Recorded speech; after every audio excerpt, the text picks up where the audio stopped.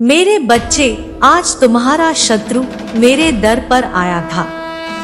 आज वह मुझसे यह प्रार्थना करने आया था कि माता, इस व्यक्ति ने मेरे साथ बहुत बुरा किया है, आप कृपा करके उसे सजा दो।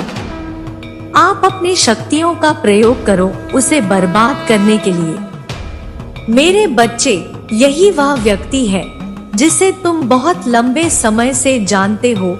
एक समय पर यह तुम्हारा बहुत करीबी था, लेकिन कई सालों से तुम्हारी उसकी बात नहीं हो रही है।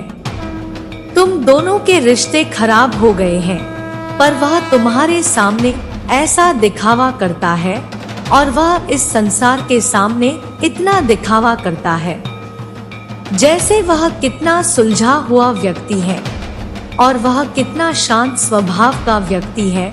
वह तो जैसे कभी किसी के साथ बुरा कर ही नहीं सकता। अगर तुम उसकी सच्चाई किसी को बताने जाओ तो लोग यही कहेंगे कि तुम झूठ कह रहे हो। मेरे बच्चे, उसके करनी का फल मैं उसे अवश्य दूंगी। उसे क्या सजा मिलेगा, आपको इस संदेश के अंत में पता चलेगा। इसलिए इस संदेश को पूरा सुनना और बीच से छोड़कर जाने की गलती बिल्कुल भी मत करना, नहीं तो आप बुरे फंस सकते हो। मेरे बच्चे, वह मेरे दर पर भी वैसा ही बन के आया था जैसा वह इस समाज को दिखा रहा है। जो मुखौटा उसने समाज के सामने पहन रखा है, वही मुखौटा पहनकर आज वह मेरे दर पर आया था। मेरे ही बच्चे को बर्बाद करने की विनती कर रहा था। मेरे बच्चों, उसे यह नहीं पता है कि मैं अपने भक्तों का मन देखती हूँ, मैं उनके भीतर बसी हुई हूँ। वह क्या सोचते हैं, कब क्या चाहते हैं, मुझे सब पता होता है। कोई लाख मुखौटा पहन ले, वह मुझसे अपनी सच्चाई नहीं छुपा सकता है। मेरे बच्चे, उसने तुम्हारे साथ बहुत बुरा किया। वह तुम्हारे जीवन पर पूरी तरह से नियंत्रण बना लिया। तुमसे अपने स्वार्थ के हिसाब से काम करवाया और जब उसका स्वार्थ खत्म हो गया तो वह तुम्हें बीच मझेधार में छोड़कर चला गया। लेकिन वह जवानी के सामने ऐसा दिखा रहा है जैसे उसके साथ कितना बुरा हुआ हो। वह मेरे सामने रोकर यह कह रहा था, हे माता, इस व्यक्ति ने मेरे साथ बहुत बुरा किया है। मैं आपकी पूजा करूंगा, मैं आपके लिए भंडारे लगवाऊंगा, मैं आपके लिए सब कुछ करूंगा। माता, आप उस व्यक्ति को दंड दे दो। मेरे बच्चे, उसे नहीं पता कि मेरा कोई भी भक्त अगर मुझसे किसी और की बर्बादी की कामना करता है तो मैं उसकी वह इच्छा कभी पूरी नहीं करूंगी। मेरे बच्चे, मुझे पता है तुम्हारा हृदय बहुत कोमल है। मुझे पता है कि तुमने निस्वार्थ मन से तुमने समाज के लिए बहुत कुछ किया है। तुम ऐसे व्यक्ति हो कि तुम सबके लिए सब कुछ करना चाहते हो। उसकी प्रार्थनाओं से और उसके रचे हुए षड्यंत्र में मैं नहीं फंसने वाली हूँ। और वह लाख मेरी पूजा कर ले, कोई भी व्यक्ति मेरी लाख पूजा कर ले, अगर उसका मन साफ नहीं है, अगर उसकी पूजा में मेरे प्रति सच्ची भावना नहीं है। मेरे बच्चे, वह मुझे अपनी माता मान के नहीं, बल्कि मुझे एक दिव्य शक्ति मान के मुझे जागृत करना चाहता है, लेकिन वह मेरे ताप को सहन नहीं कर पाएगा। वह मेरे दिव्य शक्ति के प्रकाश के प्रभाव को सहन नहीं कर पाएगा। मेरे बच्चे, अगर उसके प्रेम में छल है, अगर वह मुझसे किसी और का बुरा करने के लिए प्रेम कर रहा है, तो उसे सफलता कभी नहीं मिलेगी और ना ही मैं उसे कभी मिलूंगी। मेरे बच्चे, बस यही फर्क है तुम में और उसमें। तुम मुझसे प्रेम इसलिए नहीं करते हो क्योंकि तुम्हें मुझसे कुछ चाहिए। तुम्हारी तो आंखों में आंसू आ जाते हैं। मेरा नाम सुनकर, मुझे देखकर तुम अपने दिल के हर दुख दर्द को मुझे ऐसे बताते हो जैसे एक बच्चा अपनी माँ से रोकर बताता है। इसलिए मेरे बच्चे, मैं तुम्हारी भावनाओं को सुनती हूँ, इसलिए मैं तुम्हारी हर प्रार्थना को सुनती हूँ।